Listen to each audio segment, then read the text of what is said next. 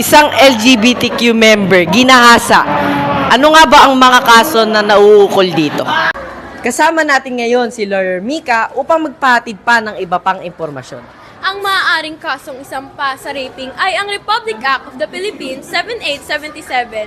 Maraming salamat, Lawyer Mika. Ang Republic Act 7877, na kilala rin bilang Anti-Sexual Harassment Act of 1995, ay isang batas sa Pilipinas na naglalayong protektahan ang mga individual laban sa sexual harassment sa lugar ng trabaho, mga institusyong pang-edukasyon at mga lugar na pagsasanay.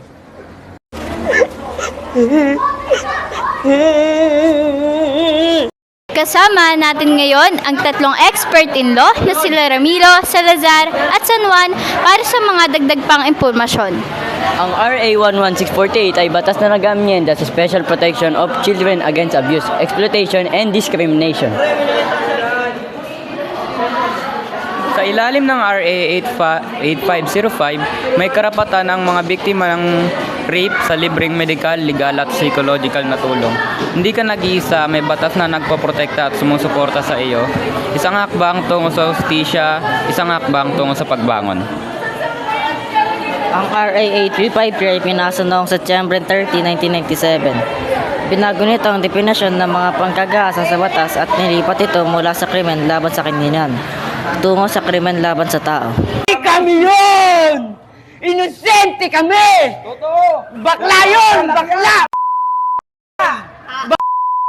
Kung babae yun, okay lang! Binubuhay pa kami pamilya! Inosente kami! Ano nga ba ang kaso na maaaring isampa kung sakaling magsinungaling ang mga kriminal ungol sa panggagahasa? Ang mga kaso na maaaring isampa ay ang Article 183 o Revised Penal Code. Kapag ang isang tao ay sadyang nagsinungaling habang nanunumpa sa isang kaso o habang nasa kaso, siya ay maaaring kasuhan ng perjury. Ang mga parusa na maaaring mangyari sa kanya ay aresto ng mayor, 1 buwan hanggang 2 araw o 6 na buwan hanggang pirong correctional, 6 na buwan at 1 araw hanggang 2 taon at 4 na buwan o depende sa kaso. Silipot, may alam ka bang mga RA pa tungkol sa kaso natin? Alam mo ba, Nelfa, itanong na lang natin yan sa mga kabataan. Tara! Excuse me po, pwede po bang magtanong? Sige po, ano po yun? Ano pong name? Ako po ay si Arabella Ilagan. Ako po si Rogelia Legaspi. Ako po si John Kendrick Espadre. Batay po sa kaso ng LGBTQ, gender equality or panggagahasa, may alam po ba kayong Republic Act? Ang Republic Act na alam ko po ay ang RA 11313 o Safe Spaces Act, ay isang batas sa Pilipinas na naglalayong protektahan ang lahat laban sa gender-based sexual harassment sa lahat ng lugar. Ito man ay pampubliko, pribado, online o sa paaralan at lugar ng trabaho. Ang nalalaman ko po na Republic Act ay Republic Act 8505, Rape Victim Assistance and Protection. Tumutulong ito at nagbibigay protection sa mga nabiktima ng rape. Ang alam ko na Republic Act ay 9262, Anti-Violence Against Women and Their Children.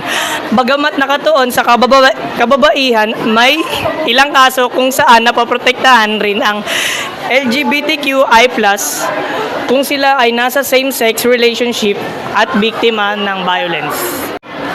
Kasama natin ngayon si Dr. San Juan para sa mga dagdag pang impormasyon. Good afternoon, Doc. Ano po yung mga RA or mental health issues na maaaring mangyari tungkol sa pagre-rape? Merong isang RA na ito yung RA 11036 ay ang Mental Health Act ng Pilipinas. Layunin nitong protektahan at itaguyod ang karapatan ng bawat Pilipinong sa tamang serbisyong pangkalusugang pang-isip. Meron nitong maikling halimbawa. Sa ilalim ng RA 11036, may karapatan ang bawat isa na makatanggap ng tulong at suporta para sa mental health.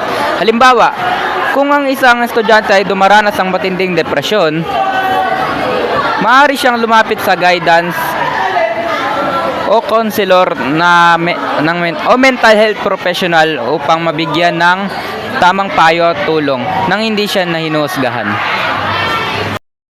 Maraming salamat, Doc San Juan. Ngayon naman, may natutunan ba kayo? Ako si Salipot, inyong mata. At ako naman, si Nefogian El Maceda, ang inyong tenga, dito lang sa Di abusado.